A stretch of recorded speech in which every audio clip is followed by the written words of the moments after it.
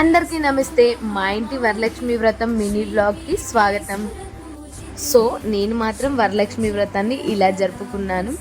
నేను గాజుల మాల, కాయిన్ మాల కూడా ప్రతి ఇయర్ చేస్తాను కదా, అదేవిధంగా ఈ ఇయర్ కూడా చేసి అమ్మవారికి అలంకరించాను. ఇంకా 5 రకాల ప్రసాదాలతో అమ్మకి ప్రసాదం మాత్రం పెట్టాను. అమ్మవారి పూజ అయిపోయిన తర్వాత ఇంకా ముత్తైదులను పిలిచి వాయినాలు కూడా ఇచ్చాను.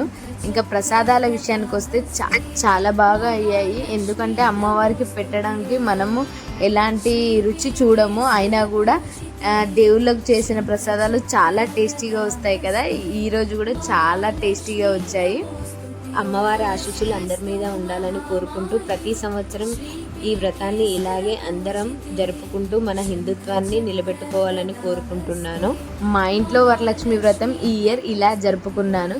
ఈ వీడియో మీకు నచ్చినట్లయితే లైక్ చేయండి, షేర్ చేయండి, కామెంట్ చేయడం మర్చిపోవద్దు. అంతేకాదు సబ్స్క్రైబ్ చేసుకోండి కొంచెం.